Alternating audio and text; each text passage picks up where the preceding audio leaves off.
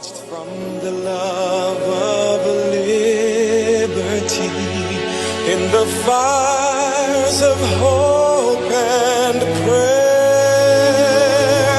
with boundless faith in our destiny, we solemnly declare, side by side we stand, highlands of the blue Caribbean Sea, this our native land. We pledge our lives to thee. Here every creed and race find an equal place, and may God bless our nation. Here every creed and race find an equal place,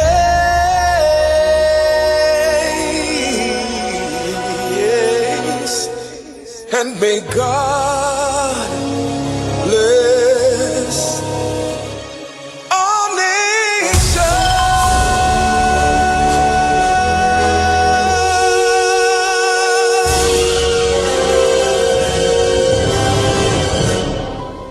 Almighty God, most beneficial and merciful, Creator of the universe and embodiment of divine wisdom and light, we come before you with thanksgiving and praise. May your will be done in our nation as it is in the heavens. Please bless our political leader, party officials, activists, and all the people of Trinidad and Tobago. Give us the grace to always see good, be good, and do good, and the courage to serve the people. Protect us as we stand against injustice and iniquity, and inspire our endeavors to find the right solutions to the problems that are affecting our fellow citizens. Grant that we may always work together with humility and respect for the greater happiness of all and the honor and glory of our country.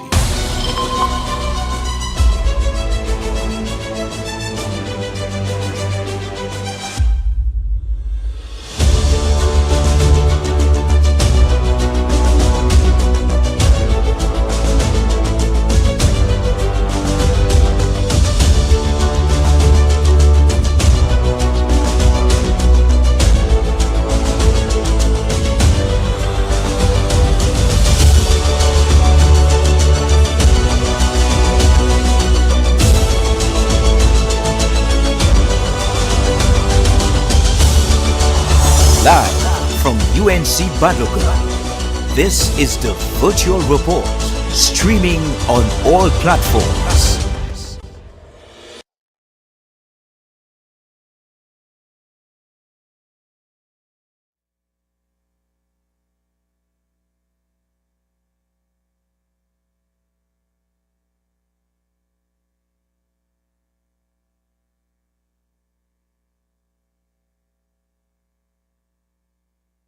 UNC's report. Council Muna for the beautiful elect of Bishuruma. This evening, I am here with my brother, Alderman Ruplal Samaru of the San Fernando City Corporation, and we will be taking you through tonight's program. We move to our first speaker. He is a true Trinbagonian, a patriot and warrior. He has traveled the length and breadth of this nation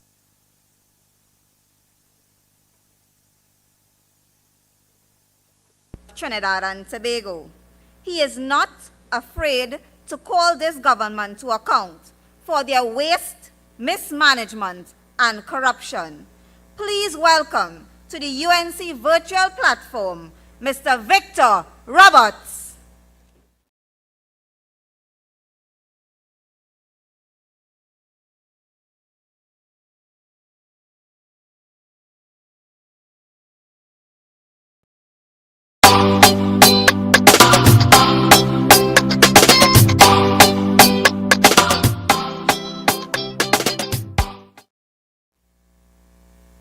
Honorable political leader of this great party, the Honorable Kamla Prasad Bisesa, deputies, political leaders, members of parliament, senators, NATEX members, ladies and gentlemen, good night. Tonight, ladies and gentlemen, as I stand before you, first of all, to give you an update as to what has transpired last Monday. The Honorable Senator David Nackett, myself and others went to the U.S. Embassy and the United Nations office in Port of Spain for one mission, one purpose. And someone might ask, well, why you folks went down to those institutions? Well, tonight I want to let you know that the reason we have gone throughout the length and breadth was simply to have the voice of the children in this country heard throughout the international community. You see, Keith Christopher Rowley, while he went ahead and appointed an independent committee to investigate the abuse of our children in these state-run homes and other private homes, I want to tell you tonight that after Keith Rowley had appointed Justice Judith Jones, an individual who I consider to be one, competent, two, with integrity, and three, an individual who will perform the duty that is at hand.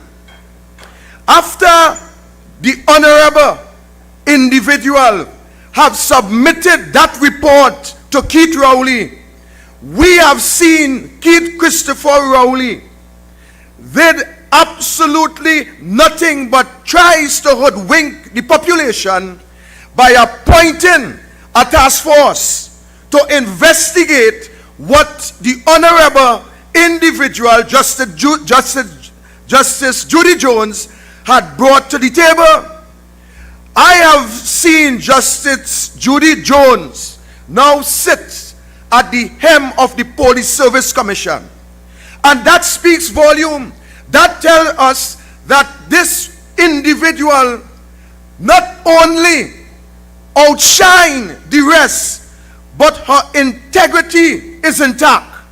And how come when Justice Judith Jones could brought out what was taking place in these homes, that 307-page report, it deals with what was currently happening, what is ongoing as we speak, and recommendations as to protect the children in these homes.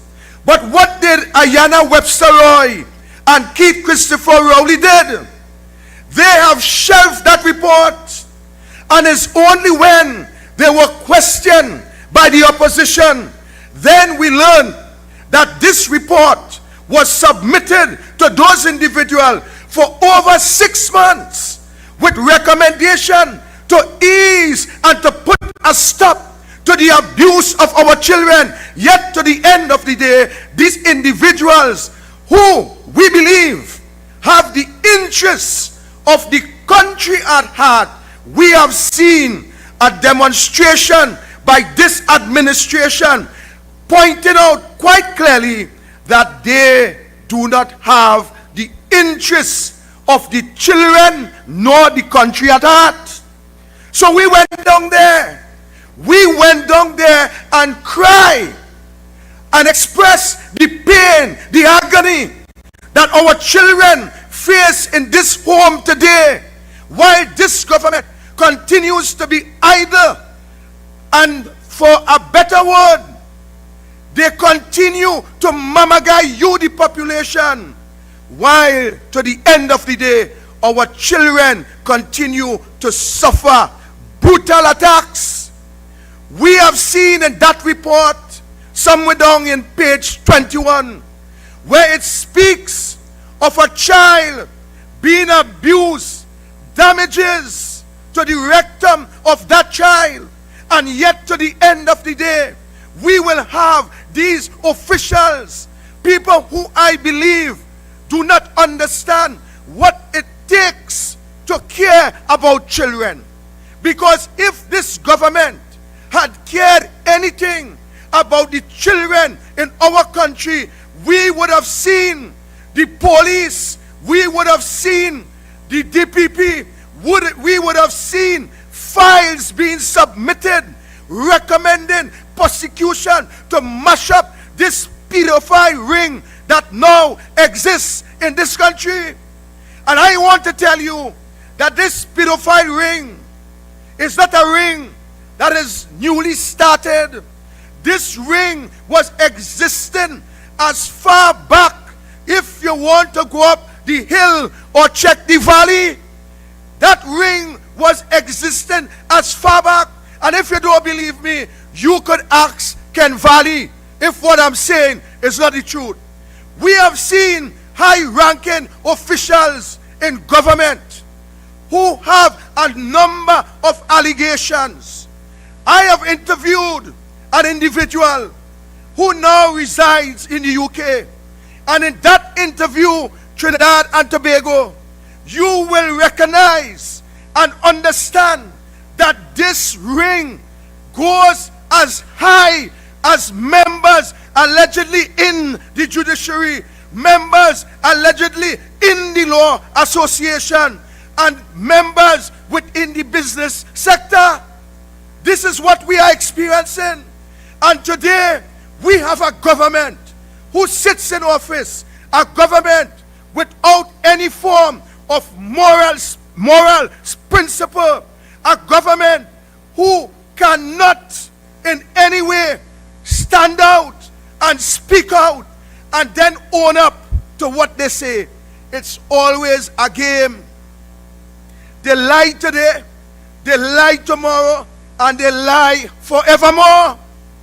But we, ladies and gentlemen, we are going to stand up for the children in this country. We are going to ensure that the message, the cover-ups of this government go through the length and breadth of the international community, whereby we could seek some kind of redress for the children in our country. You know, there were some challenges. There were some challenges, and Senator Naked will bear that out. But let me tell you something about members in this UNC. We are not afraid to stand and to stand for what is right. We are not afraid to speak out and to speak out for what is right. We does not anyway, anytime, anyhow, afraid to call the spade. And we will call the Keith Rowley administration just what it is. Ladies and gentlemen, I want to ask you parents in this country, I want to ask you, where are your heart? Where are your moral and spiritual value in this country? You as parents in our society, and by the way, I want to thank the 100 and few people who came out together with Senator David Naked and myself on behalf of these children. I want to thank you, ladies and gentlemen. But the rest of you, I want to ask you, where is your heart? Could you imagine what happened in the wee hours of the morning in these homes? Are you aware about the agony and pain that these children would be experiencing? Bawling, crying, screaming within the perimeters of 4 walls. No one to come to their rescue. And when we believe that this country will stand up and condemn and cry out against this incompetent prime minister for lack of any form of redress for these children, you, the country, sit quiet. My heart burned this week when I saw an ad on Facebook. And then when I saw the amount of people who came out down on the Diego Martin side for this great big festival, and they jump and they whine and they enjoy themselves. But guess what? Today, I want to ask each and every one of you, what about the children in these homes who are crying out for help, saying, please don't touch me there? What about these children who continue to feel that pain and agony on a daily basis while your government refuses to protect these children? I am saying to you tonight that we would have expected the Prime Minister and Ayanna Webster Roy to be the guardians of these children, to be the protectors looking out for these children who do not have a parent to look out for them. I am saying tonight, Trinidad, that all of us must stand together and ensure that justice comes to these children. I remember little Akil Chambers, who was brutally raped by some savage, sick animals. And by the way, some of them in the PNM. And to the end of the day, no justice for Akil Chambers. I remember Senator Nakit was a witness. He was interviewed in relation to two young boys who scream out and speak of this short, stocky, short Rasta hairstyle individuals. And today, no justice. No justice. I do not know, Senator Naked, if to find out who is this short Rasta man, I don't know if we have to bring Scotland Yard to find out. But we have to find out, because for too long, our country, for too long, our children, for too long, the cries of these individuals continue to fall on deaf ear. I want to encourage all of us, all of you in this country, let us set the example by standing up for what is right. Let us not be afraid. Let us not tremble. Let us realize that we have a power and a strength that we collectively could stand and defend this country.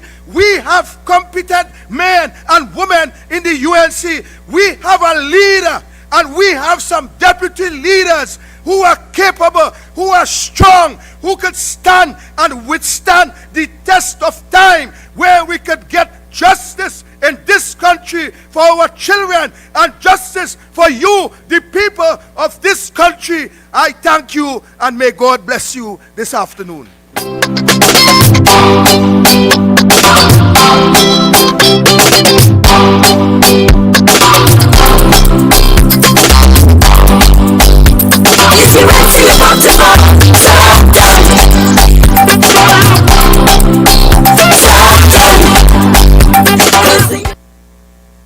Fiery and fearless activist who is not afraid of exposing and bringing to the fore the corruption that is currently taking place under this regime called the PNM. Let's hear it for Mr. Victor Roberts. Our second speaker is a distinguished national athlete who has been a fearless advocate for youth, poverty alleviation, and social equity. He represented Trinidad and Tobago. He has represented Trinidad and Tobago since the age of 17, served as a captain of our national football team, chosen as the Caribbean most valuable Player several times and was twice named National Player of the Year. Please join me in welcoming to the United National Congress virtual platform, Senator David Nakid.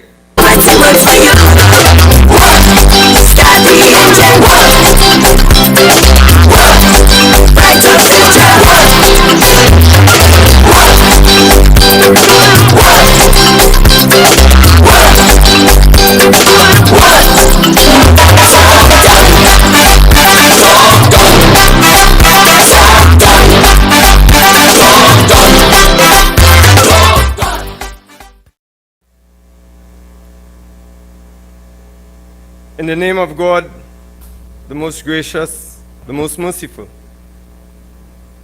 Protocols observed, as I don't have a lot of time for the content that I have. I would like this submission to be based on what I call the power of truth. The year was 1997, and I was on my third night in a Lebanese jail. The story had broken internationally. Africa, North America, Europe, Caribbean, South America, everywhere. The question everywhere was, why was the captain of the Trinidad and Tobago national team put in jail for advocating for 27 African players? The Lebanese authorities were under pressure.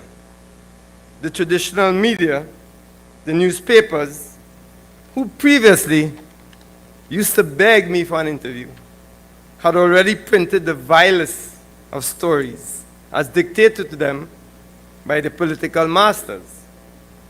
I was an Israeli agent sent to destabilize football in the Middle East. I was a Nelson Mandela copycat who was paying the African players to protest. The public at first wondered if I was guilty. It's normal reaction. But they saw overkill. They saw a corrupt district attorney, Jamal Helou, take me up 3 flights of stairs, shackled hands and feet in chains, because hundreds of fans had come out to the court to see what had happened. But by now, the facts had been laid bare. African players, 27 of them, had stood firm. They were beaten when they went to the Federation. A bus of thugs was sent. They were beaten, threatened. Then, having failed, they were then offered money. All kind of incentives to just implicate me. But they stood firm and told the world media their story. The public started boycotting games. The Federation and government officials that they used to imprison me were in trouble. They had to let this story go away. Because, and listen carefully, the truth remains the truth. No matter how you twist it. No matter how you try to manipulate it. No matter the verbal gymnastics or moral relativism you employ. And this is what happened to our political leader, Kamla Prasad Bisesa. She spoke the truth to the Law Association.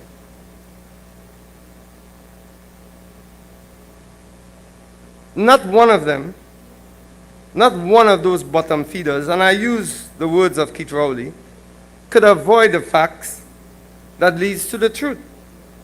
Some double down. Some, like Israel Khan, even triple down with a long, specious argument based on mens rea, basically pointing to intent. But had no choice, like all of them, that 300 plus, to return to the only argument they could proffer. Reginald Armour is a man of impeccable character and a friend. And a friend. This is the argument of 300 plus lawyers, some of them boasting of being in the inner sanctum, some of them boasting of being senior counsel, while others, also senior counsel, they disparaged. Specious, duplicitous, feeble, and frankly embarrassing to hear some of their offerings. Use pattern 300 that you think you are. You more than deserve the epithet of grovelers and bottom feeders that you were described by both Keith Rowley and Kamala Prasad Bisesa. Because believe me, no one in the public, no one on the ground has any doubt that Reginald Amor not only perjured himself, he embarrassed the nation and continues to do so while he remains in office. So as I speak to you about the truth, government interference and the media, because this government is averse to the truth, continues to manipulate and influence the above three: the media, government, and anybody who opposes them. For example, we've had over 9,000 primary school students, less than 50% on their SEA. They got less than 50% on their SEA. As usual, instead of facing the truth of that reality and letting the public know just who were those students, what areas they came for, how do we address that? How do we make up for that dysfunctional policy that this government, PNM government, has put in place for almost 62 years? 62 years. This is not a result of students failing because of COVID-19. If you look at studies abroad, you might have a drop of 5%, maximum 8%. You've had a drop now of close to 30-something%. And you want to blame that on COVID-19? No. You blame that on Rowley's lack of vision. You blame that on Rowley's stopping of the laptop programs. You blame that on Rowley's inability to make sure rural areas, urban areas, they have proper internet connection. That is a failure of leadership. That is not a failure of those boys. Those boys have the same ambition anybody else have anywhere else. But once your policies don't dictate that they have the same opportunities, what are you going to do? You cannot hold somebody to account when you have not put policies in place to make them accountable. If you do that as a leader, you are a failed leader. So this attempt to talk about remedial classes, you expect teachers who are underpaid, overworked, to do in 2 months what you all couldn't do in 6-7 years? Who you all trying to fool? And we're not talking about CXC level or CAPE level, we're talking about SCA. How old are those students? 11, 12, 13, in some cases 14 maybe?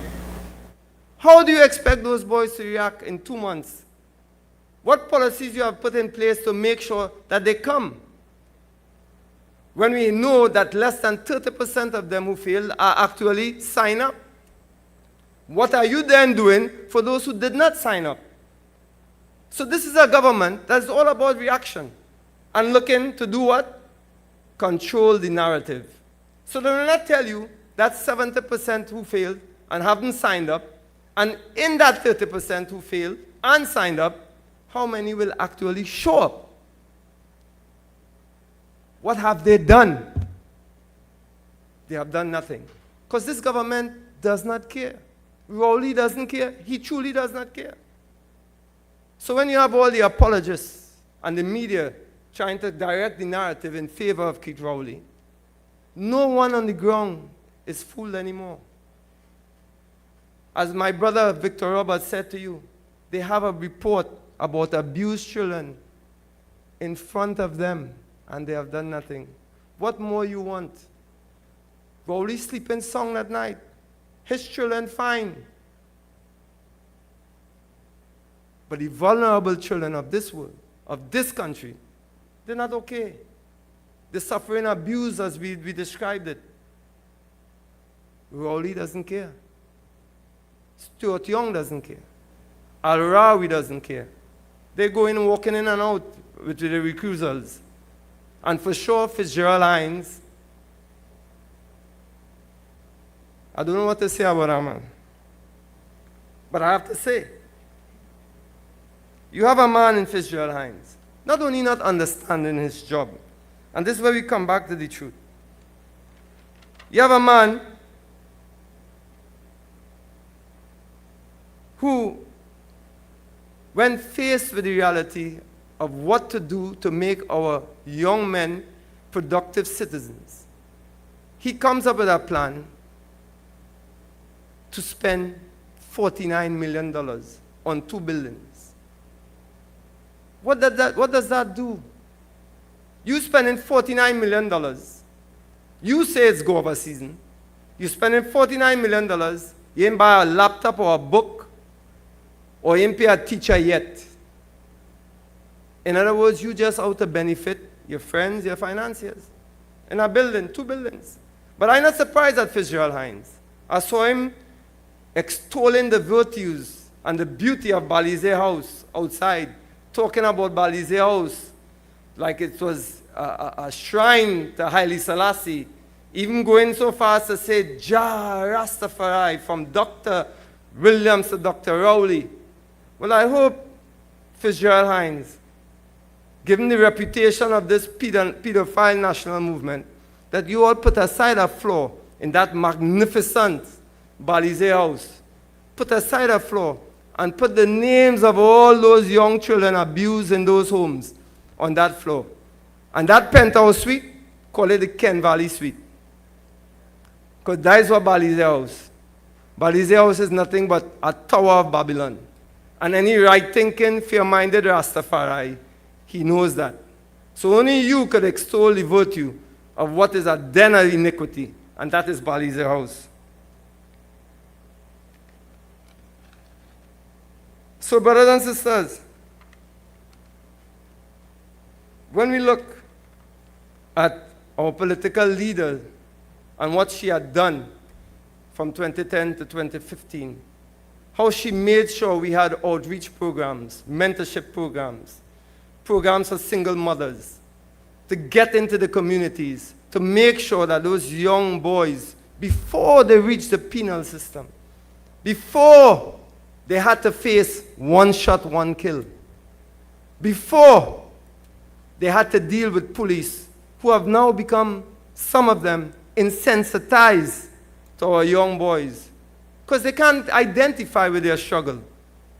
Kamla Prasad Bisasa, she understood that. She understood that sport was important for these poor and disadvantaged communities. She understood that. But then you have a government not understanding the conditions of poor and working class people. All they understand is their circle of friends. They understand how to give Stuart Young and his brother money into their bank, to turn a parlor bank into a Caribbean phenomenon, how to make sure that Al-Rari is served by his rentals. They understand that. But they don't understand how to look at that poor young boy in the ghetto. Whatever ethnicity he has, how to look at that young boy and relate to him, how to take him from poverty to pathway, to make sure that he understands that he too can be a productive citizen for Trinidad and Tobago. And it's not hard, you know. It just depends on the will. What will does the politician like Keith Rowley and his band of incompetence, what will they have? Because I see our people always, when we in the UNC talk about Rowley's tyrannical character, and they say, well, you know, but he don't have people with guns on the street. That is not tyranny. Tyranny is when at every structural level, you don't have competency and you don't have accountability. And that is Keith Rowley writ large.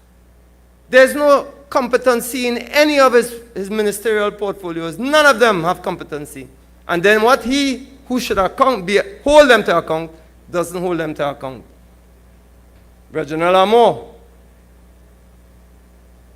prime example. Shamfaka Joe, another one. Gatsby Dolly. All of them have failed. Marvin Gonzalez. Everybody's struggling everywhere for water. Writ large, Terrence Yalsing, the worst healthcare in the Caribbean. So once you don't have competency and accountability, you have tyranny. Because we are a democracy. And when you are a democracy, you don't act through the barrel of a gun. You act because of if either you're competent or either you understand what you need to do to bring services to the people. So I'm not surprised at Rowley's inability. I am personally not surprised. Here we have a prime minister who is basically a criminal as the head of government. And I say that easily. Keith Christopher Rowley misbehaved in public office. This is a man who bullied the President of the Republic and the Chairman of the Police Service Commission, bullied them into withdrawing a merit list. And I have to keep bringing that to you because I'm not distracted by the media, you know. You see how the media jump from the Law Association, and now they're trying to direct the narrative to the recusals, which is fine. But we in the UNC have been talking about those recusals for 2 years. We have been talking about that for 2 years. Where was the media then? You have to be careful. I hope you all see that movie in Netflix called Don't Look Up. You have to be careful with these people. They know how to direct that narrative, just like what I told you about Lebanon. Guardian Express, all of them culpable. All of a sudden, recusals, yes. Al-Rawi, all of them. But why would they do that now? Why would they talk about recusals? Why? Overkill. Overkill. Rowley under pressure. Rowley is under pressure. His case has been sent to the Anti-Corruption Bureau. Rowley under pressure. Allegations about him in the United States. Rowley under pressure. All of a sudden, I want to hear about Al-Rari and Young. We know about Al-Rari and Young. What we want to know is why you're not questioning Keith Christopher Rowley. I want to know how come all of a sudden a prime minister with the president, with the chairman of a so-called independent institution, committed a criminal act, misbehaved in public office, and the media just dropped that?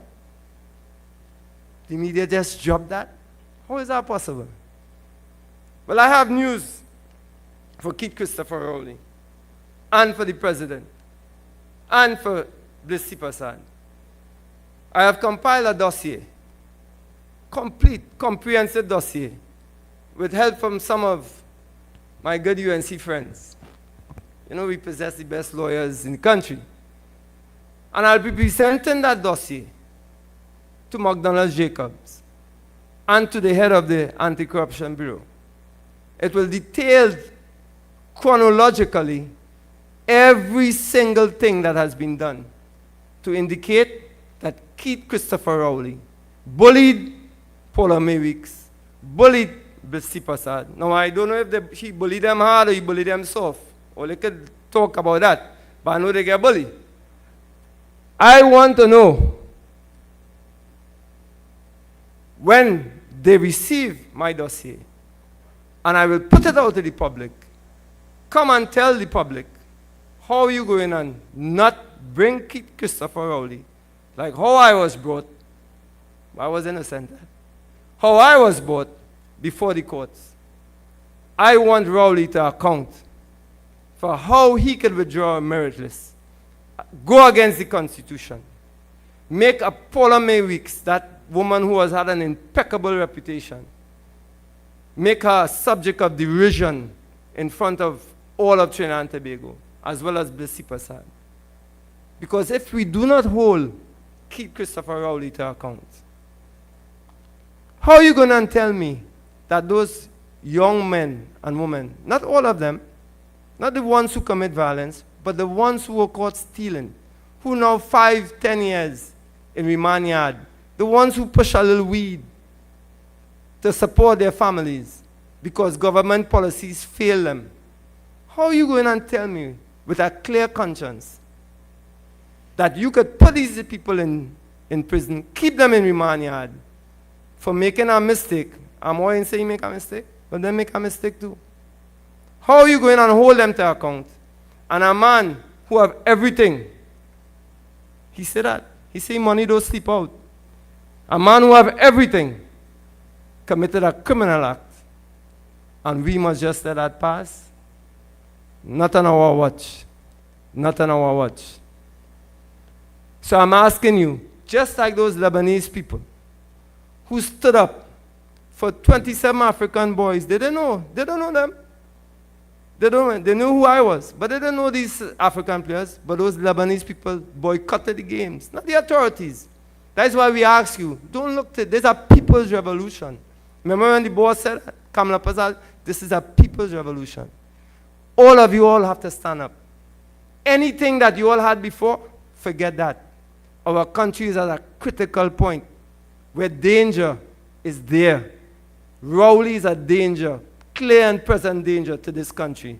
Believe you me, I've seen it before. I've seen it in the Middle East.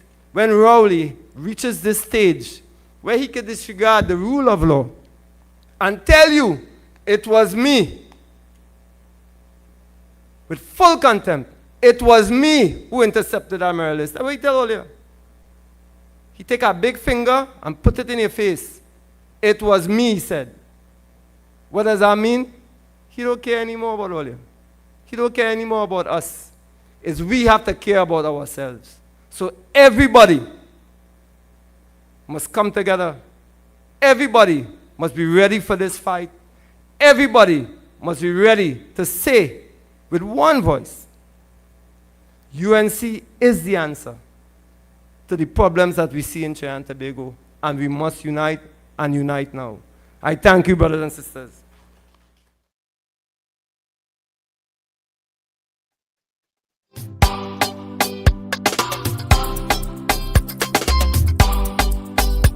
If you went to your vote to vote, job done.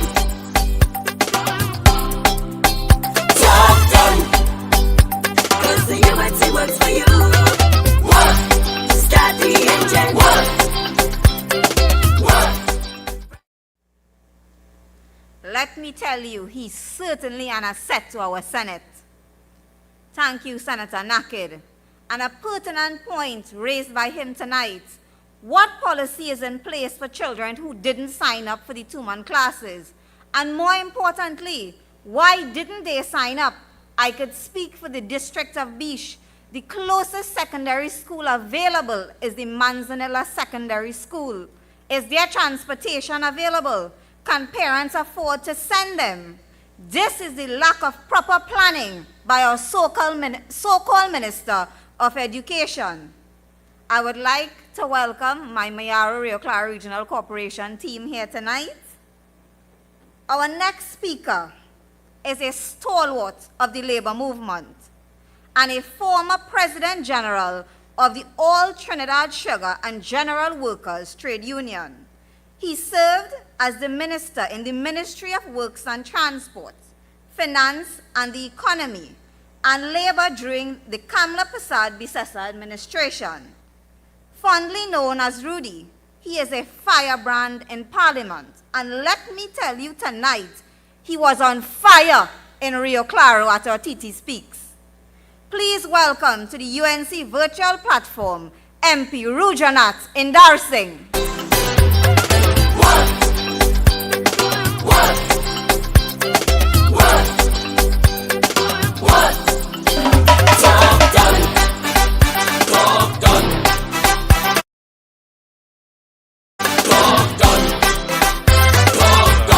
Arlene Muna, political leader of the United National Congress, the Honorable Kamala Prasad Bisesa, all of my great colleagues, brothers and sisters at all levels of our party,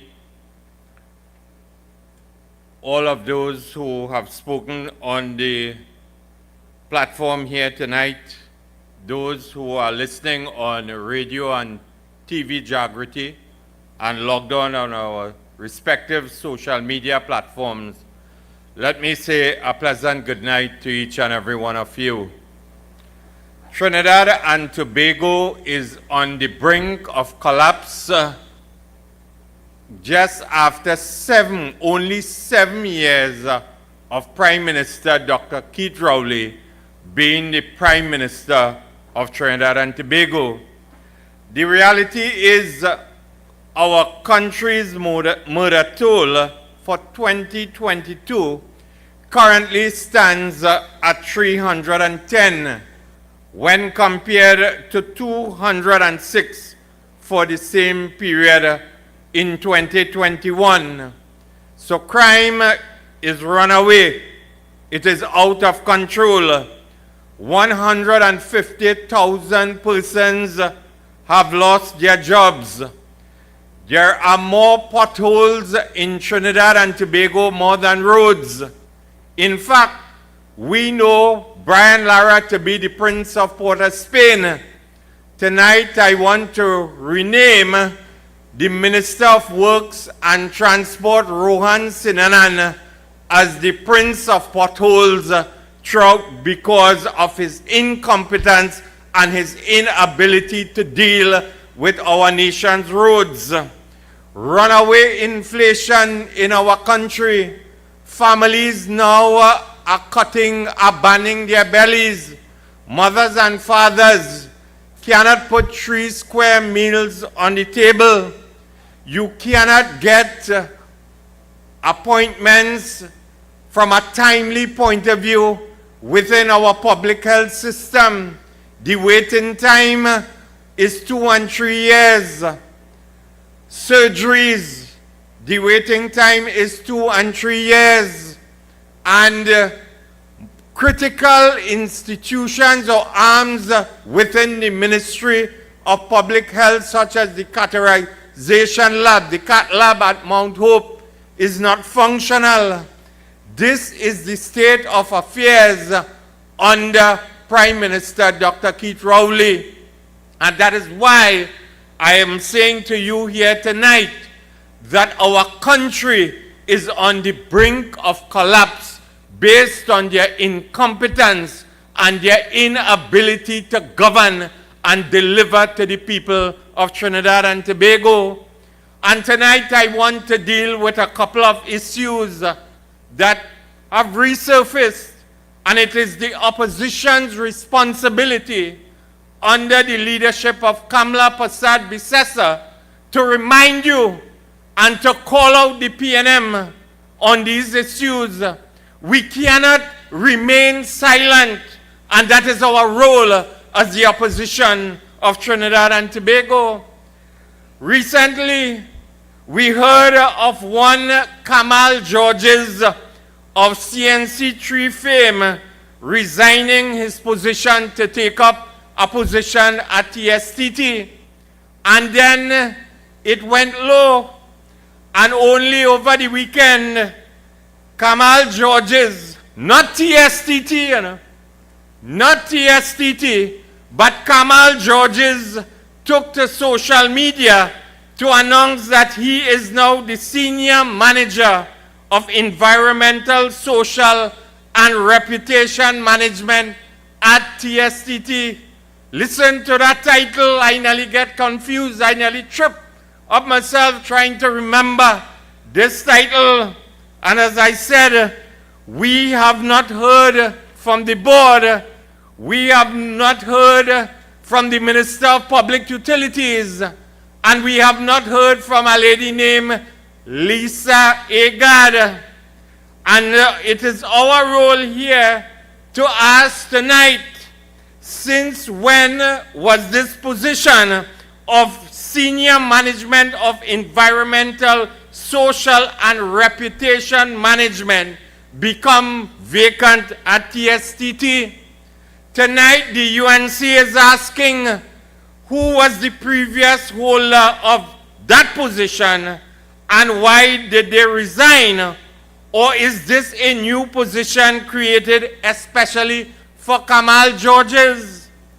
In fact, you know, Indar Singh is a man on the ground.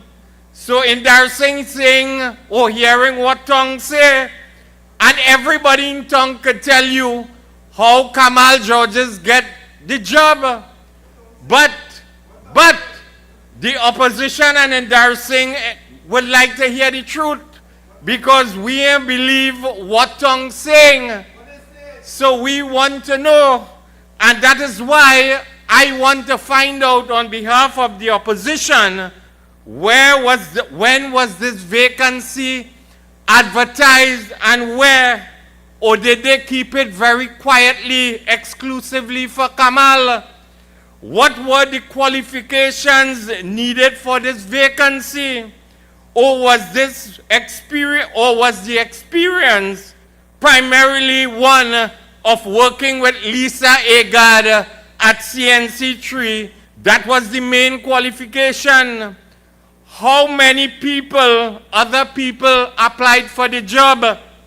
And where were they interviewed for it? That is what we need to find out from Marvin Gonzalez, the Minister of Public Utilities. Or I want to find out, did Lisa Agard arrange a special interview for just Kamal Georges? Tonight, another question that has to be asked is, what is the remuneration package for this vacancy, inclusive of the perks and salary? And what special duty allowance, or did Lisa Agard authorize any other perks to Kamal Georges for services rendered? I do not know, but we certainly want to find out, because Tong is saying, and sources at TSTT is whispering, that the perks and the compensation package is in the vicinity of $80,000. Since Kamal Georges is now the manager of environmental, social, and reputation management at TSTT, we are calling on him to respond in the interest of TSTT's reputation as a corporate citizen, as an employer in this country. Silence is not an option. Kamal just cannot stay quiet and call that George, my brothers and sisters. And then Lisa Agard also needs to respond as the CEO of TSTT, because this Lisa Agard, for some reason, is highly favored by the PNM and the 1%. And tonight I will demonstrate that to you, because in 2021, the PNM appointed Lisa Agard as the CEO of TSTT after acting almost for 1 year. In 2018, she was appointed by the PNM as the chairman of CNMG, and in 2017, she was the executive director of Masses Communication, which the government brought over and renamed Amplia. And you must never forget that this government spent over $225 million to acquire Masses Communication. She moved from her role at Amplia and became the CEO of the whole of TSTT. And in 2014, she was appointed Managing Director at Guardian Media, which is home to CNC3, Trinidad Guardian, and the recently shut down Akashvani. Do you remember when TSTT under the government, as I said, agreed to purchase Masses Communication for approximately $255 million at taxpayers' expense? And the government brought Masses Communication, promising that it would add value for the people of Trinidad and Tobago, and that it will add value to TSTT. What it has not brought any value to TSTT. And if Lisa Agard and Masses Communication were adding so much to the value of TSTT, then why over the last couple of years, over 2,000 workers have been sent home at TSTT, and in the latest round of retrenchment or batch of retrenchment, TSTT sent home 468 workers in 2022. And we have to ask, is her role at TSTT one where they have embarked on a deliberate and orchestrated policy to strangle the company and then sell off the 49% of the government shareholding in TSTT in favor of the 51% majority shareholder? Will there be a fire sale in terms of this 49% in assets that we own as the people of Trinidad and Tobago, my brothers and sisters?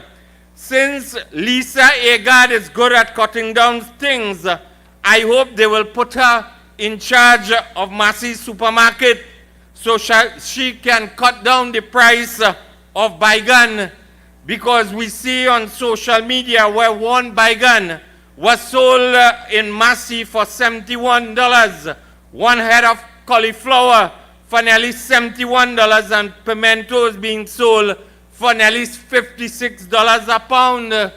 Under Kamla Prasad Bisesa, we could have made and enjoyed bygone choka and tomatoes choka. Under Prime Minister Dr. Keith Rowley, is bygone choking we, and we thinking twice if we could make tomatoes choka because of their failure to deal with rising food prices in Trinidad and Tobago, my brothers and sisters. Rowleynomics is killing Trinidad and Tobago. According to Rowleynomics, we must forget the poor people and give the rich more to make more money and hope their wealth will trickle down for the benefit of the poor. Under Rowleynomics, we must create a job for Kamal Georges while thousands of persons are sent home. Under Rowleynomics, we must let Camille Robinson Regis chastise struggling citizens who, because of this government, are unable to make mortgage payments on their low income, while Camille Robinson Regis allegedly made out a check to TTMF for $45,000. Was that check for Camille, or did you owe TTMF outstanding payments yesterday while chastising the poor for doing the same thing, my brothers and sisters? Under Rowleynomics, businesses across Trinidad and Tobago are closing, are struggling to make ends meet. But one minister, Stuart Young, had to recuse himself no less than 98 times, while Faris Al-Rawi had to recuse himself over 40 times because they held interest with companies or proposals being considered by the cabinet.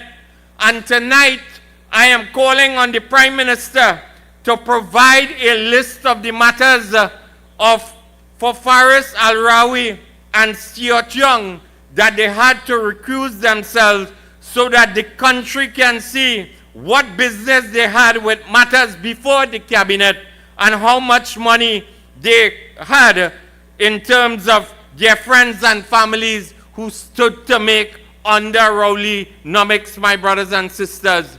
Because under Rowleynomics, we can send parents on the breadlines, make them scrunt and suffer to mind their families, work parents to the bone with 3 and 4 jobs, and then blame parents for the crime system in Trinidad and Tobago, my brothers and sisters.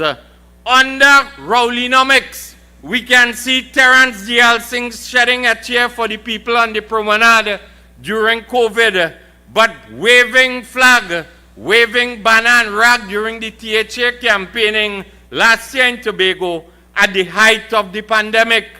Under Rowleynomics, we see where recently the World Health Organization has declared monkeypox a global health emergency, but Rowley is declaring crime as a public health emergency. And after he and his government has failed to deal with crime after 7 long years.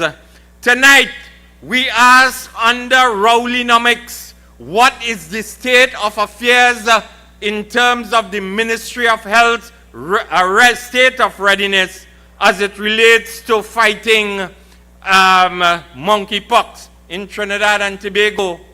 And before I leave you here tonight, my brothers and sisters, I want to ask the Prime Minister, because over the weekend I read an article that was headlined Labour's Withdrawal from the National Tripartite Advisory Council, holding TNT citizens to ransom, an article which was published in yesterday's Express.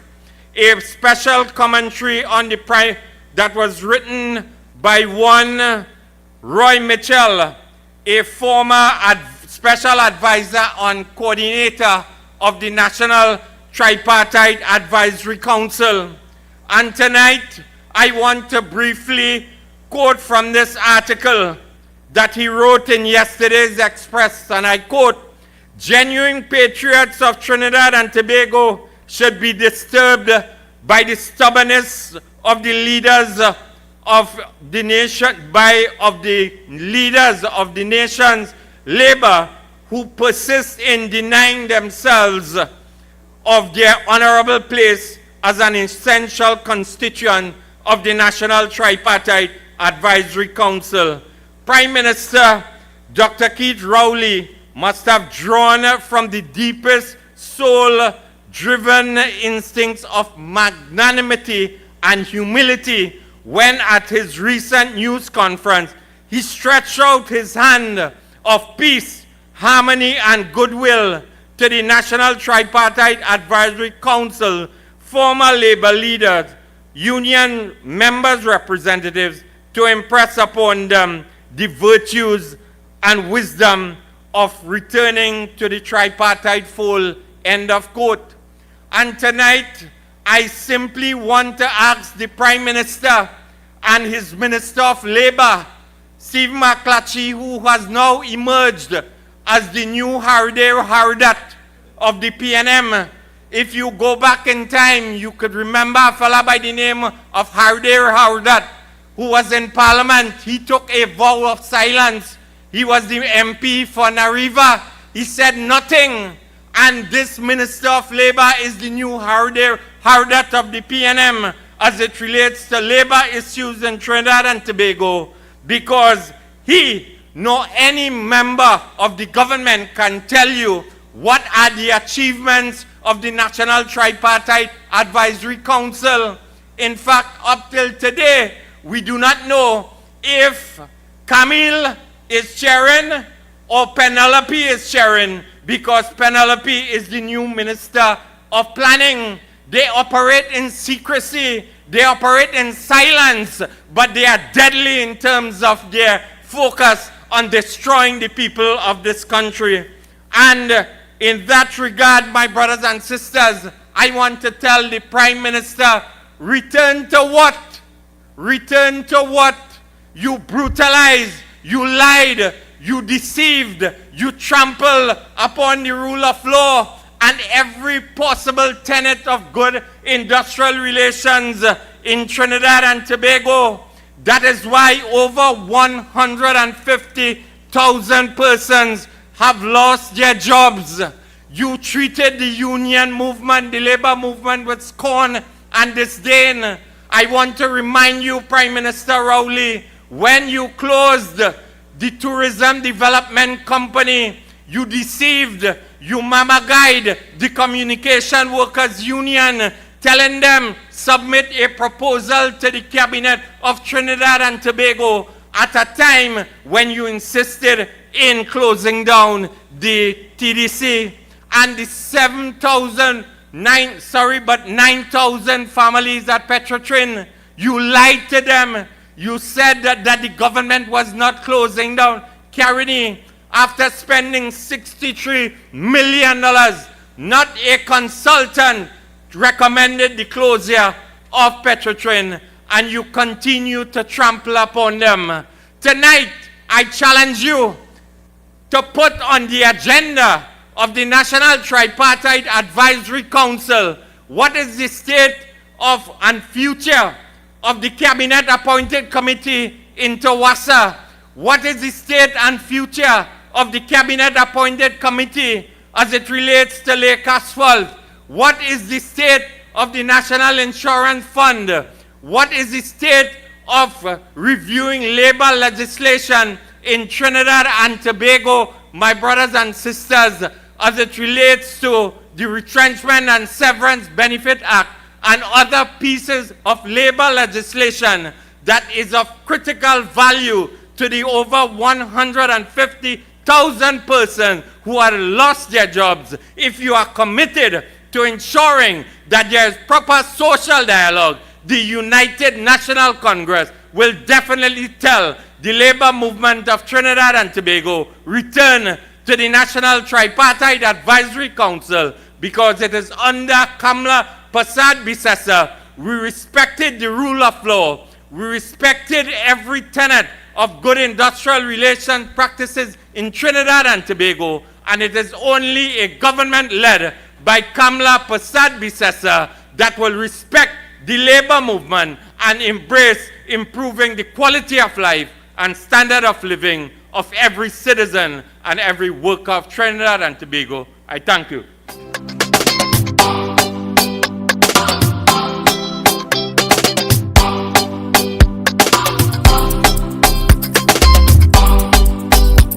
If you went to your vote to vote, job done. Job done. Very, very powerful delivery indeed. And listening to MP Indar Singh, my mind went back to something that the Thought Company outlined, and that was the common characteristics of a failed state. And they defined that as ongoing civil violence, corruption, crime, poverty, illiteracy, and crumbling infrastructure.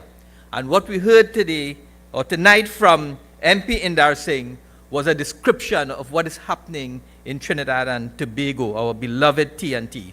So once again, let's put our hands together for MP Indar Singh for that powerful, powerful message indeed. I would at this time like to give a big shout out to my San Fernando West people. They are all here, and I want to thank them for coming and supporting this virtual platform. Our fourth speaker previously served as chairman of the UNC and was recently re-elected as deputy political leader, and that certainly is testimony of his excellent leadership. A former chairman of the Metal Industries Company Limited from 2010 to 2015. He is our dynamic opposition chief whip in the House of Representatives, and you know what the word whip connotes. So watch out, PNM. So please join me in welcoming to the UNC virtual platform the Opposition Shadow Minister for Energy and the MP for Pointe-à-Pierre, Dr. David Lee. Works for you. Work. Start the engine. Work. Work. Brighter future. Work. Work. Work. Work. Thank you, and good night to everyone here at this massive, massive meeting. Tonight I'll be very philosophical. Julian John told me to be philosophical tonight. So I will listen to my deputy political leader tonight, only for tonight. I just want to acknowledge my political leader, the Honorable Kamla Persad-Bissessar, my other colleagues who are here tonight with me, massive people from San Fernando West and Mayaro Rio Claro Corporation. I welcome them here to this massive meeting here tonight. But first, before I get into my presentation, which I philosophically team that we cannot trust anything this government says. But I would like to acknowledge Victor Roberts. I think he's a very dynamic, fearless, son of the soil, strong activist for our great, great party. Thank you, Victor, for your dynamic speech tonight. I want to recognize my brother, Senator David Naked, who went to CIC with me, St. Mary's College. He thought he was one of the better midfielders for St. Mary's, but I want to tell him they had an individual by Christian Rodriguez. He was better than David Naked. He was better than David, and David Naked knows this. Not so, David? He is better than you. My colleague here, MP Indar Singh, what can I say about MP Indar Singh? He's firebrand, he's fearless. He can give Dr. Munilal a run for his money. So tonight I join my colleagues tonight here in condemning the failed government that is plaguing our nation as I send a message to the Rowley-led government. The people of this nation deserves better than the 310 murders in 206 days. The people of this nation deserve better than the high inflation rate that we are experiencing in our country here. The people of this nation are worth more than the empty, baseless promises of economic growth and prosperity year after year, which never comes. For the past, especially in the past 7 years under this Keith Rowley administration. Every citizen, every community, and every constituency deserves better than the chaos, the untruths, the hopeless leadership that this PNM government offers this country. And I want to tell Rudy Indar Singh, you know, what Tong say? Tong say, they don't say bygone. Ask Lisa Aga, they say melangen or the purple thing. So I tell them that that's what Tong say. I want to talk about the recusals. MP Indar Singh touched a bit on it, and also Senator Naked. And today's papers showed clearly why the nation has lost its way under this PNM administration. In just 7 years, the Rowley cabinet had over 265 recusals. In the past 7 years, Minister Young has recused himself, as MP Indar Singh said, 98 times, and former AG Alwari 58 times. Sinanan, the Minister of Works, 22 times, and the Prime Minister 8 times. Is this a government serious about running a country, or is this a government focused on self-gain? This issue isn't about Faris or Stuart Young leaving the room. For me, this issue is about questioning the integrity, the ethics, and the morals of this government. To have so many decisions which benefit ministers, relatives approved at the cabinet level to benefit from millions of taxpayers' money, that is the issue for me.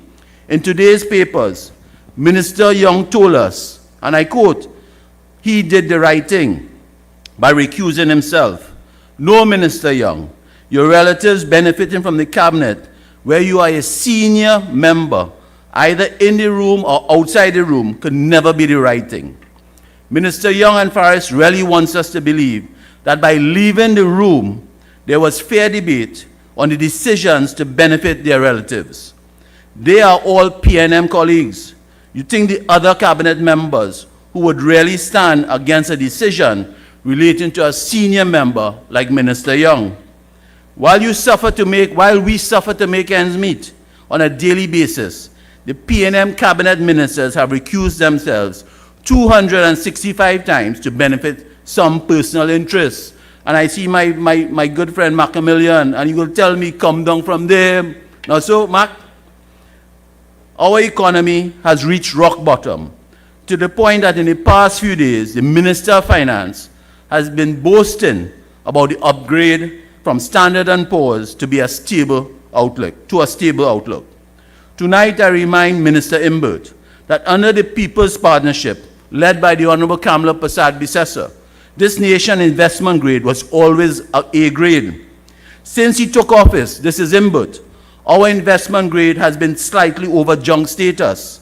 He wants to boast that it is the first upgrade in 15 years. I want to tell Imbert, since he took over in September 2015, our investment grade has been declining year on year under his watch. So when you get a little upgrade the other day, he got a little upgrade this week, he said it's an upgrade. But it's an upgrade based on his failure that they have been performing in the last 7 years. Minister Imbert has never achieved a single year of economic growth a single year of economic growth in his entire 7-year tenure. So all he can rely on is misleading the population with propaganda. Year after year, right before this budget, this government comes with a false narrative to make you feel that the economy is growing, and they will come again in a few weeks. Every single year, right before the budget, they come with new revelations of some false turnaround of our economy. They come with some fake numbers of growth. They produce some fairy tales of more investment coming into our country, all in an effort to make things feel nice for you, the people. We are seeing it already. All of a sudden, they are speaking about agriculture grants.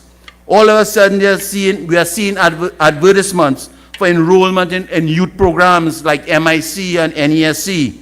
Year after year, they come right before the budget to try and make you forget about the past 11 months.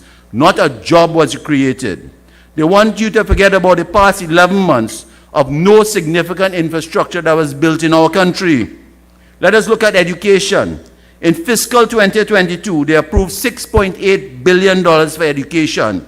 What did we get for that? $6.8 billion in education for the last 12 months. And just the other day, we saw underperformance of our children in SEA. That is what we as a population have gotten for $6.8 billion. National security, $5.6 billion that was spent in the budget for national security. Today, the murder rate is 104 more than it was at the same time last year. That is what we get for $506 billion. Ministry of Works and Transport, as Indrasingh said, and it's about citizens, and they had an article, citizens must fix potholes for themselves. Public utilities are a failure. And the list goes on with each ministry for the past 12, 11 months of failure after failure after failure. We saw an article in the papers, in the media just last week, citizens living paycheck to paycheck. That is reality of our country that we are living in. And Central Bank was brave enough to say the citizens are living paycheck to paycheck. And that is a fact due to the non-performance of this Rowley-led government. I want to ask the chambers, the business chambers, the chamber of energy, do not start analyzing the performance of this government.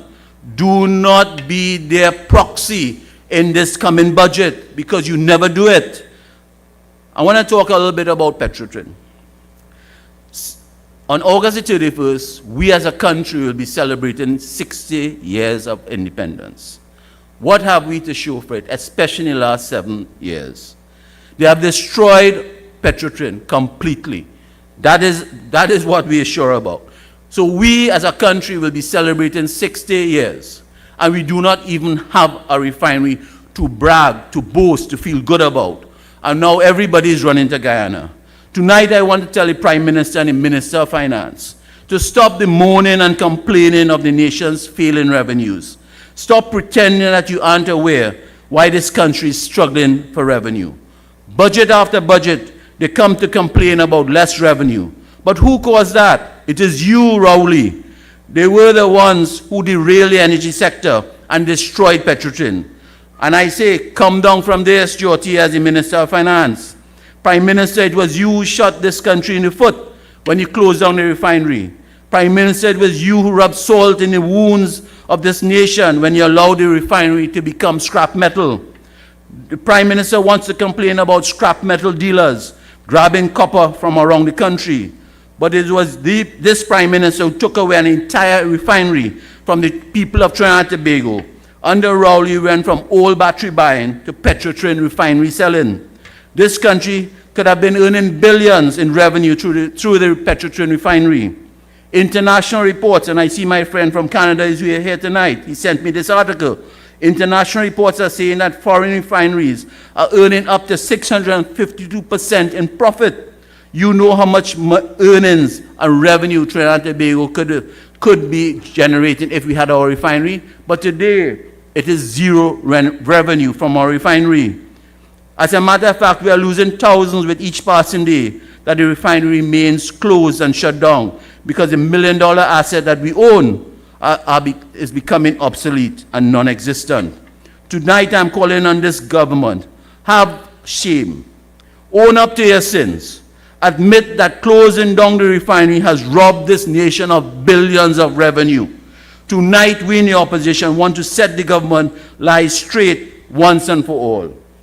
In May 2022, while speaking in the media review, the Minister of Energy told us Petroleum spent over $650 million to import crude per year. But do you know how much Paria spends on importing fuel to this country? On May 22nd, 2022, the media reported, that is not my words, the media reported that Paria spends over $1.6 billion to import fuel. Understand that Paria is paying almost $1 billion more to buy fuel for our country. This could have protected our fuel subsidy. This is $1 billion, leaving our economy at a time when this nation only has 7 months of import cover. The Prime Minister wants to condemn Petrotrin, but in 2017, it was his Minister Imbert of Finance who told the Energy Conference, Petrotrin is a key to improving oil production in Trinidad and Tobago in the short and medium term. I want to remind this country that Petrotrin made an operating profit of 1.6 billion TT dollars during its last year of existence, and that would have been in 2018-2019. You closed down a company that made a profit of over $1 billion. That profit could have assisted us today in our fuel subsidy. Today we ask, what is the profitability of Trinidad Petroleum Holdings Limited? That is a holding company. In the media, we see Paria and Heritage boasting about profits, but because it's a narrative that they are sending out to the public because the budget is coming. But the company that replaced Petrotrin was the holding company, which is Trinidad Petroleum Holding Limited. According to the recent audited financials for Trinidad Petroleum Holdings, as of 2019, that is the only financials that they have released as of 2019, the holding company made a loss of $2.3 billion. So we closed down Petrotrin, which made a final year profit of over $1.6 billion. But now the holding company that they formed is operating at a loss of $2.3 billion as of 2019. What about the financials for 2020 and 2021? Why are you hiding it? We want them released. Why did you close down Petrotrin if this new company itself is also operating at a loss? Last week we heard the Prime Minister tell us that the discussions to sell the refinery is on its last leg, and it isn't looking good. You hear that? He said it isn't looking good to be able to sell our refinery. Only last month they were boasting that the US officials had interest in the refinery. But all of a sudden, since the opposition raised questions on the potential purchaser, the discussions fell apart. Is it because the opposition pointed out these individuals who were interested in buying the refinery had zero experience in the refinery business? Did the discussions fall apart because the opposition exposed how Aruba canceled their deal with this particular company? Or is it because you are afraid to tell us who is a local consortium purchaser, an individual that is involved in this American company? Prime Minister, the country is tired of your government lies. After lies on the refinery, how many lies can you keep telling on one refinery? First you said you wasn't shutting down the refinery, but you closed it down. Then you said you were selling it to OWTU, but that was an election gimmick. In 2018, you told us it had passed its commercial viability. But then in 2022, you're in Guyana and you're offering it to refine oil. I want to tell the OWTU here tonight, local government elections is coming. Do not be fooled once more. They're going to dangle the refinery in front of your face. And I am telling you, when they come, when Rowley comes and Stuart Young comes, you must run them for your membership and run them away for the good of this country. The refinery is not the Balize House. It does not belong to you. It does not belong to Rowley and Stuart Young. It belongs to us, the people of Trinidad and Tobago. And you need to stop playing these games. You have broken this nation with Petrotrin. We'll be celebrating, as I said, 60 years as an independent nation, and we have no refinery, and that has always been the lifeblood of us as a nation. The removal of the fuel subsidy represented true demise of our energy sector. And I want to put you on notice here tonight. Fuel prices at the pump will increase. It will increase because of what this wicked government is doing in our energy sector. In 2018, the government boasted that Heritage would be better than Petrotrin in oil production. Yet 3 years later, only last week, Heritage announced they are now ramping up production. So what have they been doing in the last 3 years? Because they were supposed to be the best thing from since sliced bread for Rowley and Stuart Young and Imbert.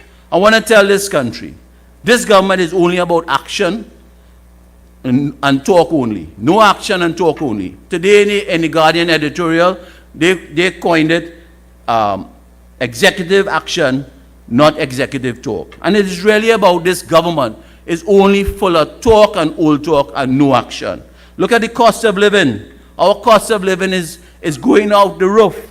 Look at the immigration officers who can't even get their overtime since 2019. And they're the ones that they have to face with our tourist industry. Look at procurement. If you read in the article, I'm sure Deputy Political Leader Julian John will say a lot more about the whole this procurement issue. I want to touch a little bit on illegal quarrying. Now we hear the Prime Minister the other day blaming crime on illegal quarrying. I thought illegal quarrying was a thing of the past, given the big grand charge by Minister Young when he took office as Minister of Energy. In May 21, Minister Young told us he was driven to tackle illegal quarrying. He told us since he was the Minister of National Security, he wanted to deal with illegal quarrying. He even viewed it as gangsterism.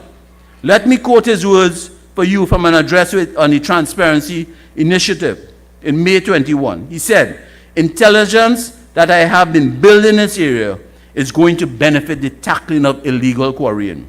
If Minister Young was delivering on all this big talk and grand charge he promised of illegal quarrying in May 2021, there would be no need for his Prime Minister to specifically point that this is out as a main issue influencing criminality in our nation.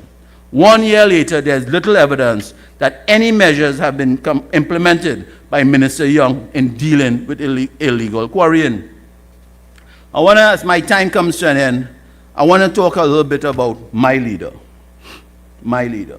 As this country falls apart, as citizens lose hope, I remind you that there's one leader standing up for you regardless of the personal attacks the closeted government apologists make on her.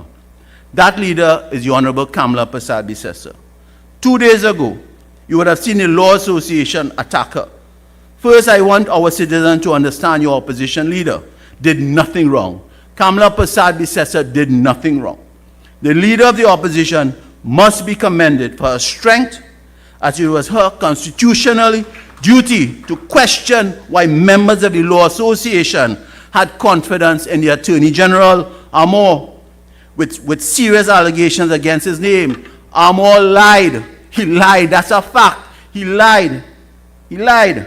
Tonight I ask the Law Association, where was your outage, your hate against the Prime Minister Rowley when he attacked you and called you bottom feeders? Tonight I ask the Law Association, where was your outrage simply because of, simply because a female leader as strong as Kamla Persad-Bissessar stood up to you and the Old Boys Club? I remember something in Rotary. I was a member of Rotary Club in Port of Spain. And our club kept out women. It was the only Rotary Club that did not want women in their club.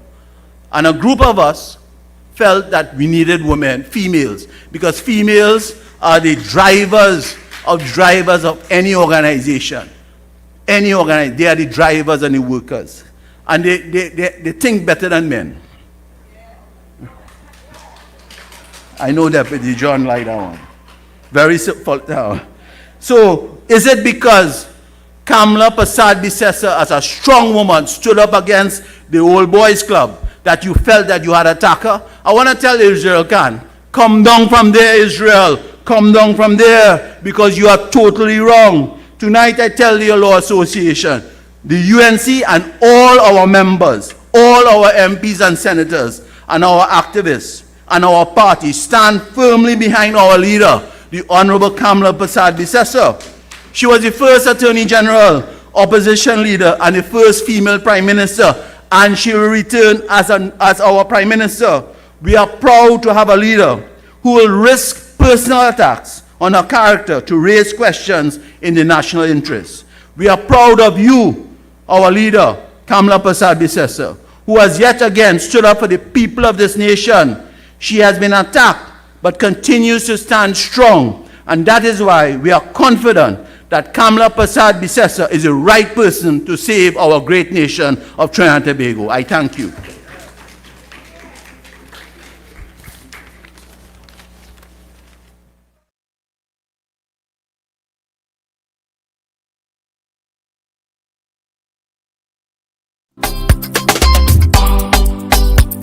If you went to your vote to vote, job done.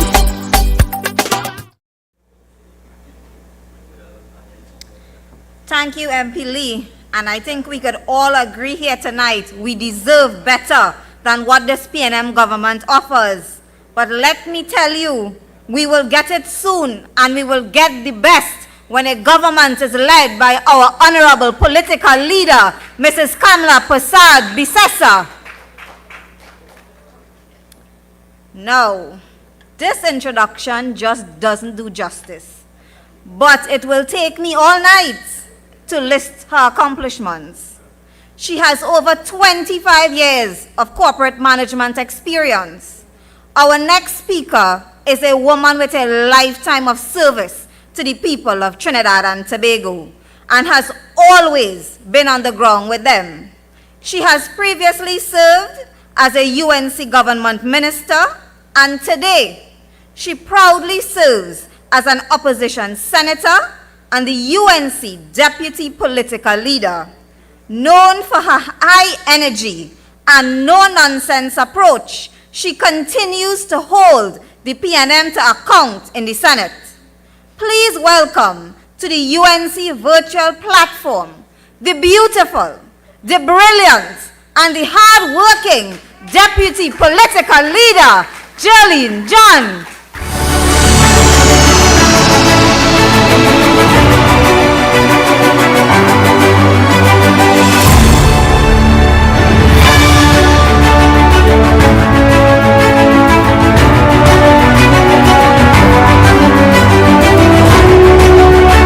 In the image of the United National Congress, UNC Deputy Political Leader, Jolene John.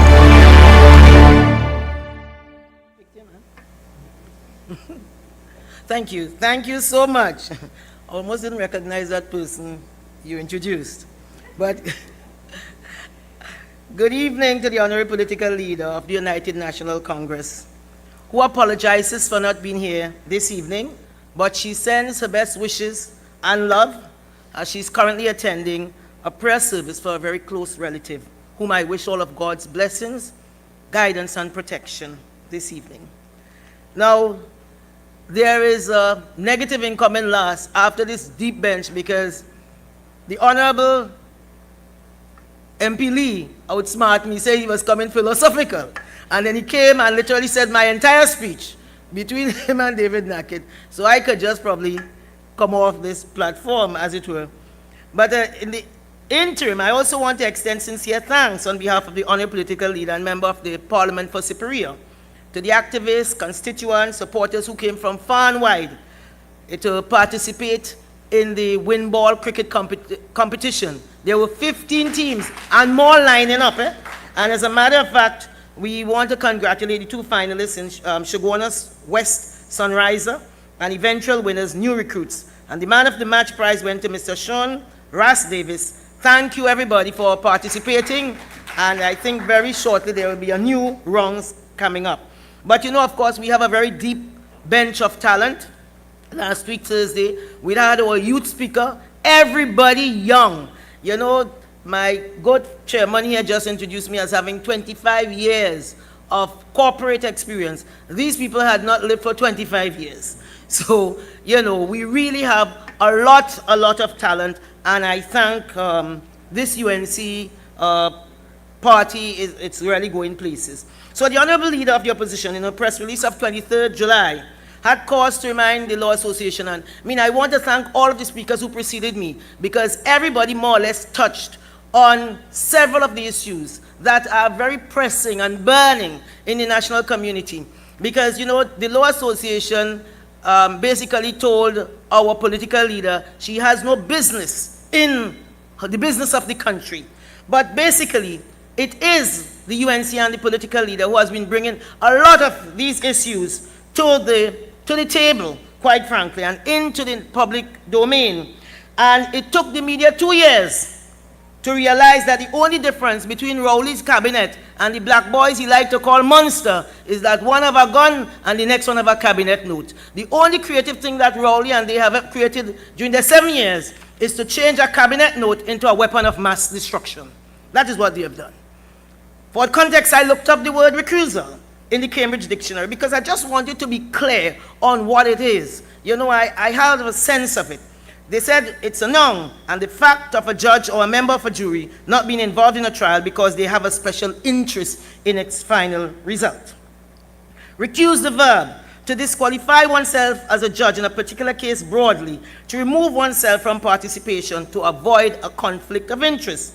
So it means there's a consideration inside of there. So these fellas could jump high and they could jump low. They have something to get. They have an interest to protect. That is why they're running in and out of the cabinet, and they are not doing that because they're going to the washroom or they're religious like our goodly MP, Dr. Lee, so they have our hourly novena to say. They are running in and out because they have a siphon to the treasury. They have found a way to just suck it out.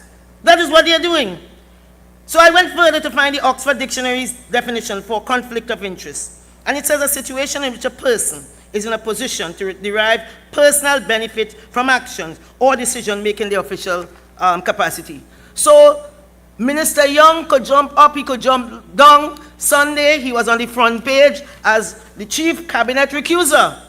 And it seemed as if this fellow who has no talent and no skill and would have found himself in no other cabinet but Rowley's, you know, at least he probably gets some shame, because I think today he went and he repeated what he said yesterday, because somebody tell him, boy, it ain't looking good. It must be that somebody tapping him on the shoulder and say, oh God, 98 times for Christ's sake, 98 times. You know, and he said, don't worry with that.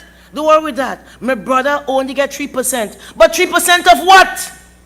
We want to know. You see, that's what they do. They feel that we're stupid. So he make the number sound small, but what we know, Stuart Young, is that small pin choking us hard. It's choking us hard. What you are doing is wrong. You have no damn shame to see that they're coming now to want to fool us and talk us into stupidness. But he get, and he daddy get, and he brother get. All you got 3% of what? That is what we want to know. We don't want your small pin choking us so hard, or choking our treasury so hard. You're out of place and out of order. You have gotten an opportunity to serve this country. It's the highest order you can get. The highest that you can get in any country is to serve the people. And you are there serving yourself and want to tell us that your small pin is choking us. It's choking us, and we ain't gonna take it, because today our social media was replete with protests up and down. And who is at the front line? The young people. It has had protests today that reach as far as Hayland Park and the upscale Mocha. Today, young people. Before, what did they say? They will tell you that is UNC. As if UNC have anybody voting for them in Bethel. Or even in Hayland Park, for that matter. Because, as usual, they try to change the narrative. Faris Alwari, again, according to the newspaper, said he has no apology for his 58th refusal. Why must apologize to us? And they vote for your 2 terms. The PNM government showed us who they were on the first term, and all the big boys and big girls, and show that they got back in for a second term. So he has no reason to apologize. They're wrong and they're strong, because whilst people literally starving, mothers in front of Massey with signs saying, I have no money to feed my children, that is okay. Them could go next door and sleep peacefully in their bed. Mothers who don't know how they're getting school books or a school bag. You understand? And many of them are from Rowley's his supporters. They just don't care. In the 1986-7, and that is sometime a positive in living a long time, you have plenty terms of reference. There was a movie in 1987, some of you were not born then, called Wall Street. And Michael Douglas, as the lead character, Gordon Greco, gave an insightful speech where he said, and I saw that movie, he said, greed, for lack of a better word, is good. Greed is right, and greed works. And that is the motto of Rowley's cabinet: greed works. As a matter of fact, in Tobago, you know, when you're at school, they teach you superlative and things, so greed, greedier, greediest. In Tobago, we cut short all of that, and we just say, you're damn licorice. That is outsized greed, and that is what these people are displaying. Over and above, the country is falling apart, and the government, who got 2 terms in office, mainly due to the support of black people, yeah, let me put the finger in the wound, now accusing them of creating a violent society, accuses them of bad parenting. A man with his wife who fights up with his child said, Rowley could not have insulted me more than when he called me, a black man, a bad parent. Delinquency in HDC mortgage payments and stereotyping their children as monsters. Rowley accuses the black youths of creating a violent society, but young Alwari Dial Singh Rohan et al., who heads the list, them inside, them join the line and they are whining on us. 265 recusal. What are they going outside to do? Every time they go out, a deal goes down. That hit their pockets, cha-ching. And we are here like fools. So they are told with Rowley's permission, are further deepening an unequal and unfair society. Members of the cabinet are raking it in by virtue of being in the cabinet, and a majority of Rowley's constituents have no work, no jobs, no opportunity, and no hope. And he, like Alice in Wonderland, want to ask us as if we're stupid, what happened here? You! Waste of time. Even today, as I said, social media had it all over with young people blocking the road. Another killing. Their life don't matter. It does not matter. These people have to make no effort as long as they're up in the big ivory tower. These things don't affect them. Don't bother with that. It's the reason Rowley could have come and insult our intelligence to talk about what he declaring crime, some kind of public health emergency, and you even know what he's talking about. And just to go further, he doesn't know. You think Rowley know what he's talking about? You think Rowley care about anybody? What he said? Oh, it have 2 peers. Somebody there, or there somewhere. He's looking for another donkey to pin the tail on. That is all he's doing. He never takes any accountability. None at all. But the youths are not as gullible. They are not as wedded to all this race talk. As far as they are concerned, the $100 blue. And they have the same needs that Stuart Young and Alwari and all the other carpetbaggers have. And in the words of Martin Luther King when he made that famous speech, I have a dream. I have a dream. Martin Luther King said, in a sense, we have come to a nation's capital to cash a check. When the architects of our republic wrote these magnificent words of the Constitution and the Declaration of Independence, they were signing a promissory note to which every American was to fall heir. Instead of honoring this sacred obligation, when we went to the bank, the people had gotten a bad check. A check which has come back marked insufficient funds. But we refuse to believe that the Bank of Justice is bankrupt. So if there is no justice, there will be no peace. That is why we are so tortured. I think some time ago, the Prime Minister said that Stuart Young and Alwari, what they were doing was not illegal. But is it normal conduct for a cabinet minister to be running in and out? He can't sit down as if he have an itch. He just jumping up to go and cash his check. And nothing for these fellas up and down the road. You don't think their lives mean something? These young people. When you go through these areas, you just want to hold your head because you say, where do we start? The situation is so overwhelming. and this government has an opportunity, and they will not do anything about it. They can't care less. And this one come to tell us not 1 day but 2 days that what he doing is right. He say if loving money is wrong, I don't want to be right. 3% is a small choke. It means nothing in this scheme of things. It means nothing in this scheme of things. So there exists no conflicting cabinet notes instructing that no child will be left behind during the pandemic. Facilitation of laptops and connectivity. That didn't happen. As a matter of fact, the same Young said he had 14 refurbished computers that he gave to the children of Belmont. You know, it couldn't bother him.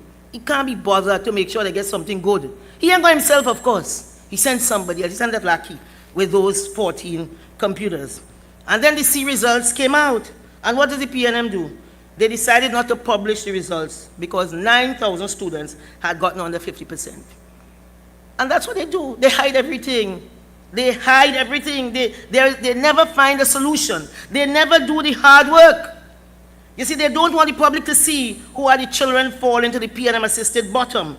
Because according to the Minister of Education, the percentage of students scoring above 50% in the SEA in going back to 2022 and 2021, and that's a foolishness. Set of nonsense. Set of nonsense. We want to hear about 2022. We are living in the moment, not in the past. And our students are failing under Rowley and Gasbidali.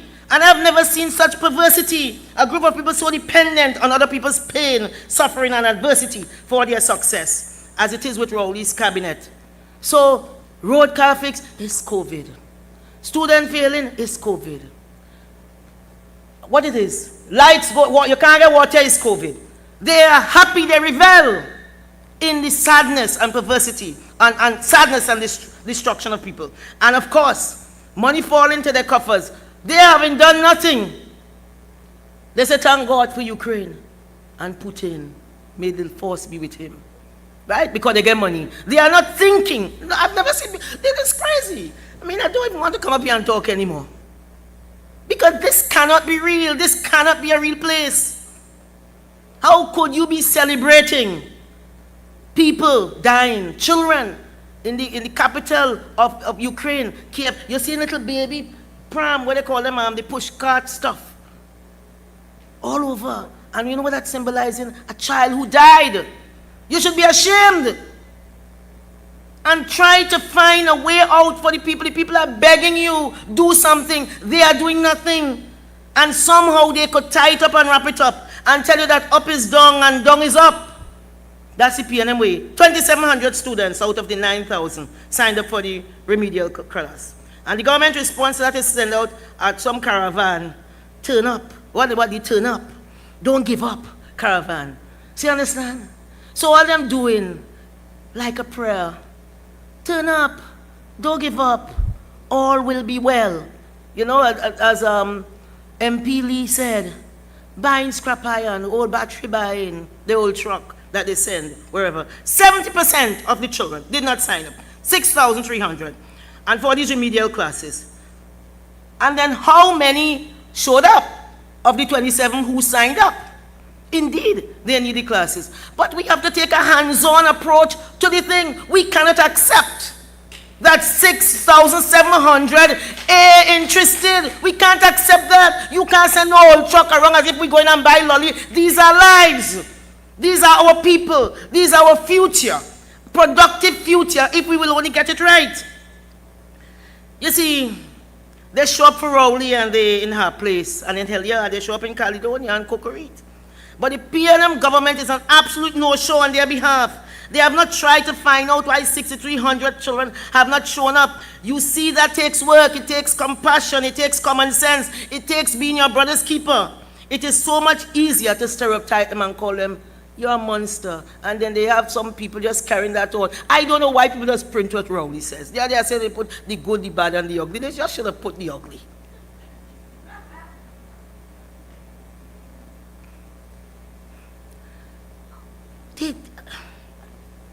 Why did 6,300 students not show up? Could it have been lack of transport, no shoes, insufficient clothes, Do they have to work during the holidays to supplement the family's income? Just Saturday, I saw a child on social media at her wit's end, saying, my daddy want me to sleep on the bed with him and I got to do something today. It was so tragic. And our good brother, Robert, spoke about that. We are here advocating, but we have no power. All we could do is advocate, and we talk about it ad nauseum. Why things that make sense to everybody else makes no sense to the PNM? Makes no sense. Anything that makes sense makes no sense to them, because it has nothing to do with a cabinet note inside of a cabinet room to get something, to get your 3%. So the children are not showing up because Rowley has not shown up for them. He has not shown up in healthcare and keeping the country safe, or any of those things. Sometimes I pass at the Mukarapo East Secondary School, and it looks so dismal. You know, and I wonder what goes on in there. I wonder if the Minister of Education, when she passed, wonder, and the Prime Minister, when he's going on his way to Gulf. Does he see these things and know that, does he know that the environment shapes the future of these children? There is nobody there, nothing is going on, and this is the less busy season, this is the period of holidays. I'm calling upon the Prime Minister. Do something. What are you using the time to do? You are not dealing with education. You're saying the school system is a pipeline to gangs and violence and deviancy. Yet you are not dealing with it. You're not dealing with the economy, so you can create jobs. That should be top of the list. Jobs. People want to work. People don't want your handout. People want to work. But of course, for him, it's just a government by announcement. By announcement. It is now a public health emergency. Honorable Prime Minister, when a child is behind with no support system, money cannot fix that. Or calling black people children monsters, which when the leader of the opposition cautioned, you're trying to find a monster, but you yourself, please don't become a monster. She said, the day the rule of law breaks down in this land, we will have a police state. And as MP Lee said, one day, I hope it is not when she's long gone, Kamla Prasad Bisesa will be remembered. And she will be remembered positively. It is very tragic what they tried to do to this woman. She said it, she came out. They all came out against her. Why? Because they want black people children to be monster. Because it is the easy way. The Prime Minister said monster, everybody, the whole chorus, monster. Nobody's getting to the heart of the problem. Because it's not going away. The more that are gone down, they kill themselves or who killed them, it's like that Calypso by Stalin, the more African they gone down, the more African that come. You cannot eradicate, you can't shoot your way out of the problem. You have to work your way collaboratively, integratedly out of the problem, and it will take time. It will be slow and painful, but you have to stick a pin, put a stake down and say this should end here. And I, as Prime Minister, take responsibility every time we go to the picture. I am your Prime Minister. I'm not interested in that. You could be the beggar on the side of the road as long as you take responsibility. Any other Prime Minister, seeing this thing as a public health emergency, you know what they would have done? They would have called all 9,000 in the Queen's Park Savannah, because the Queen's Park Savannah does hold the stink and dirty. It could hold people for a useful purpose. And everybody must stand up next to their parents. If they have. And for those who don't have, you must say, well, now I am your daddy, and we will approve those outside children for the Prime Minister. We'll approve those. You must have stands there, people social accent, you have food, you will get books. Are you okay? That is what you have to do. You have to get involved. You can't palm that off. You even put it now on your Minister of National Security. You put that on some PS. That is madness. That cannot work and will not work. It's only dead bodies dropping like flies, and nobody cares because they name Mr. So-and-so and Mr. Hotutu. Nobody cares. What kind of country have we become? We can't become so immune to death. When people dead, they don't come back. I got that from a cousin, actually. When his wife died, he rolled on the ground.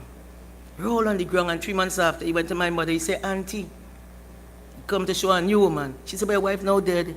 He said, yes, Auntie, she dead. She ain't coming back. You know, that's how you men behave. You understand? When you're dead, you don't come back. It's true, when you're dead, you don't. No one has come back and told us what happens. So Jesus Christ, we need to save these lives. So when our honorable leader was talking about don't become a monster to find the monster, no big time senior counsel jumped out and supported her. You ain't seen none of them up in Laventille School reading Dixie the Donkey to no student. No, they're too busy. They're too busy. But what is happening today? Eight police officers with some with long service, young men, the prime of their lives. They're all behind bars tonight. They should have been home hugging up their wife and children. It is tragic what has become of this place, the killing fields. And people are being affected, whether you are the victim or the perpetrator, one way or the other, whether it's legal killing, extrajudicial killing, whatever it is, we have become a very sad place when death ain't matter. Can you imagine death? Doesn't matter in Trinidad and Tobago. So, if there's no justice in Mova, there'll be no justice in Kuchar and Trace. You just can't have it. And that is why our leader intervenes. She don't care where you come from. Her hands are even. She like the mother of justice. Her hands band. This lady, I have been around her for a long time, and I'm not stupid. Kamla Prasad Bissessa cares about this country. She cares about the Constitution. And we have to say thank God for Kamla and the UNC and the Privy Council. Other than that, this place gone. Because every institution has collapsed. There is nobody standing. Everybody just weighed down by the weight of their pocket. Nobody is standing for the people and for the Constitution, for the rule of law and for hope. Nobody is standing. But they want to kill Kamla because she has the strength to speak out. Of course, we have some bad people, and they must be caught. So all of there is the mess. As Senator Nakit said, young men going in the remand yard for stealing a gas tank, a computer. It is wrong. But you can't keep him there for 5 years and he face a magistrate. It is all wrong. So, this every 6 months, the PNM comes with an approach to crime, trying to scare people, bringing a tale of doom and gloom, and of course the UNC is the boogeyman. But a legislative fix is not the solution. The only solution to fix crime is for this lazy, immoral, dotish government to get out of the way. Because what they are doing is not working. It is just not working. So they need to move and get out of the way. Get out of the way. Just briefly, I want to just repeat what MP Charles spoke about, some of what he spoke about Trinidad and Tobago remains on a watch list, tier 2 watch list, on the U.S. Trafficking in Persons Report 2022. Why I'm bringing this up is because, again, why everything bad finding its way into Trinidad? Why do we have this enabling environment that everything that evil and bad and wicked and vile, it finds its way to our shores? Why are we benefiting on people's pain? And we are so cruel. This young lady is talking about coming here because she had no hope in Venezuela. And so minutes after her arrival, she had been promised a decent job. But minutes after her arrival, she was forced into a van by Trinidadian men and driven to a secret location where other women were held. You tell me how in God's name, this place that like everybody business, everybody knows everything. But these things are happening and they are getting away and they are going undetected and nobody is being caught. This woman had to end up in prison and so on. And this is going on over. This is just one story, one person who decided to tell her story. All because she's looking for a better life. You have young girls jumping tall walls, trying to escape their captors. That is Trinidad people doing that. But you understand, when in the cabinet, big men and women could sit down and we call them honorable, and they're laughing, ho, ho, ho. They can't even laugh normal. First, the thing's nice.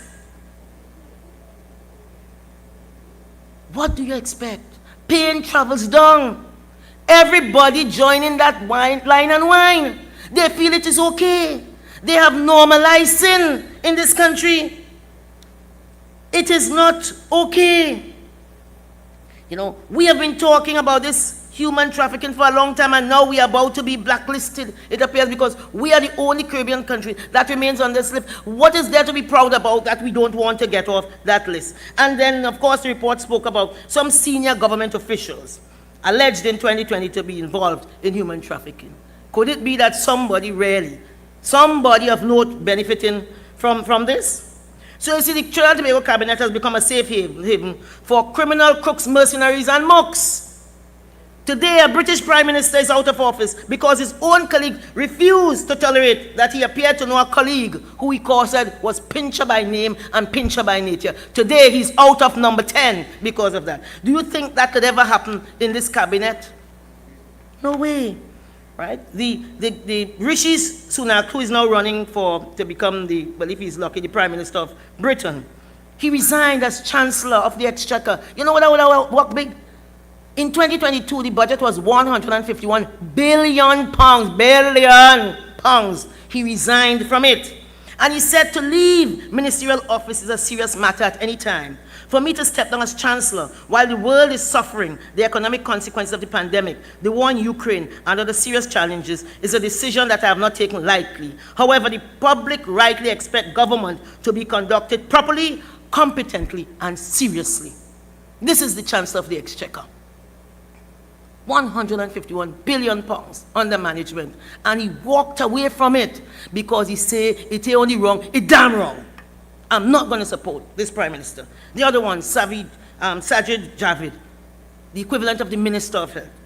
Proper big boy, you know, not them two-tier Mickey Mouse 2x4 thing that walking all over us, you know. You know the thing that I said his boots are made for walking all over Trinidad and Tobago people. Not them kind of people. I'm talking about proper people. And incidentally, the UK does not have a constitution. But the precedents, they follow it. And they couldn't care less. They said, this fella knows somebody who pincher by name, pincher by nature. We are not sitting in a cabinet with you. And the Minister of Health said, given the unprecedented scale of the challenges in health and social care, it has been my instinct to continue focusing on this important work. So it is with enormous regret that I must tell you that I can no longer, in good conscience, continue serving under the current circumstances. The public are concluded that we are neither, and he went on and on and on. Now, can you imagine that happening in Trinidad? What a day. But you know, when Kamla Prasad Bisesa was Prime Minister, if you scratch your head too hard or your back too hard, she tell you, go and clear your name. And for that, they said she was weak. But now a real strong man showing you that it's not wrong. There is nothing good or bad, but your thinking make it so as far as he's concerned. He does not care. And a binger of wickedness and wrongdoing. So that is the example he sets, and tell himself he could ball up and shout up, and people will believe him. He has credibility. Emperor, I want to tell you tonight, you have no clothes. Your bottom is out in the road, and everybody make you out. Everybody make you out. I've never seen a man more hated in my entire life in Trinidad. That has been a fairly young life. So I take good note. When Nayana Maraj, in a Facebook post, asked a pertinent question, she said, how have the people of Trinidad and Tobago managed to choose the most evil people in the country to elevate to the role of royalty and drag them back to feudalism? Because there's no other word for a system in which a small group of people can cruelly exploit the rest of the population and live in a state of decadent excess with the willing acceptance of their victim. And that is Stuart Young. He's deluded. He in La La Land now where he ain't no right from wrong. He come twice to tell us that there's nothing good or bad. It's our thinking that make it so. Him, his papi and his brethren, they're all men with clean hands. They come to us with clean hands. So accordingly, Kamla must just sit there like a good girl and fiddle while Rome burns. But I want to tell them, the Honorable Kamla Prasad Bisesa is an attorney at law who came first in their class, in her class. She came first. So she's brilliant. She looks at the evidence, not the commentary. Politics is not a popularity contest. And when the leader of the opposition brought the matter of the current Attorney General into the public domain, it was her duty so to do. And who vexed, lost. It was her duty. She was doing her duty under our Republican Constitution. And that Constitution, by the way, which affirms that the nation is founded on principles and the rule of law. And in January of 2001, you see, it have a benefit in living long. The then president, he was from Tobago. That is not a negative. Don't think so. Being Tobagonian is really a beautiful thing. Rowley in statistics is what you'll call an outlier. A matter of principle. On January 5th, 2001, I'm wrapping up. And he went on and he had literally what is called like a fireside chat like Roosevelt used to have with the people of Trinidad and Tobago. And I'm not going to compare him with our current president. I'm not going to do that.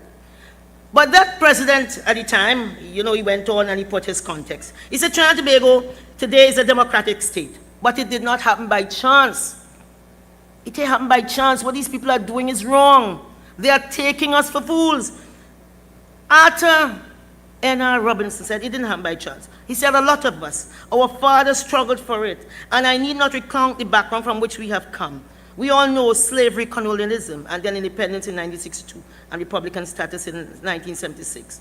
He said others in the world struggled for this independence as well. He said we hold these truths that men are created equal and are endowed with life, liberty, and the pursuit of happiness. Today, governments are instituted among men, deriving their just powers from the consent of the governed. So I want to tell the PNM, you're not there by VAPs, or you're not God ordained, you're there by consent of the people. So that is the basis of which we have set our democracy. The government deriving their powers from the consent of the governed. It is the government by consent according to the Constitution that we have set up.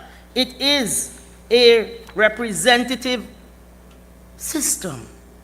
And therefore, he told us on that evening of 2001, January, he said, you see, because what has played out in the public domain, you see, over and over, they do the thing incrementally. We don't care who dead as long as it's not us. We don't care who ain't working as long as it's not us. We don't care who children fail as long as it's not, they don't belong to us. He said his mother used to tell them as children, bad habits are gathered at slow degrees, as streams run into rivers and rivers into seas. So things happen day by day. You accept them and they keep creeping on until you are overwhelmed. You can't do anything more about them. This is how it has happened in history. Always say, thank you, Kamla Prasad Bisesa. She has spoken up. When nobody else, everybody frightened, she comes to this podium and she speaks her truth. And she put another voice. She doesn't go with the line and whine. She says, this is wrong, or this is right. He said, it is the accumulation, bad habits growing by slow degrees. Streams run into rivers, and rivers run into seas. In the Constitution, the beginning, the preamble, I read it over and over, not now, but prior to. It speaks about moral and spiritual values and the rule of law. The law doesn't go by itself. So in examining a constitution such as Trinidad and Tobago, everything is not just in the statutes. You have to be aware of what is not said and what must be taken into account. So you must take into account that Trinidad and Tobago is a democratic society with government by consent. Government by consent. Right? And he goes on, no power is absolute, and so on and so on. I didn't always agree with him, but he was a very deep man, a very deep thinker, brilliant mind, brilliant legal mind also. He said a nation has to look at its future. It cannot live now for now. Some individuals may live now for now. Some individuals may live now for now. A nation cannot live now for now. It got to look into the future and provide for the future. See the dangers that can confront us and provide against those dangers. And that is why some nations succeed and those that do not provide for the future do not succeed. That is why the population of a country has to be alert and not leave it up to the rulers or to the persons who, by reason of the money they have, can command a great deal of power in this society. The democratic system is based on an electoral system that provides for one person, one vote. When you begin to tamper with the foundations of the system, then you are seeking to erode it for your own purpose. So, again, they could jump high, they could jump low. I have come to the firm conclusion that the only institutions or persons standing between us and total anarchy is the UNC led by Kamla Prasad Bisesa and the Privy Council that you see they start to attack. You know, suddenly the eyes on it with laser focus, but we are not going to allow this bunch of carpetbaggers to get through. So UNC, you know the latest Beyonce song, nobody ever break my soul. Don't let them break your soul. They must not stop us from hoping for a better tomorrow. UNC, keep hope alive. Thank you and good night. It's when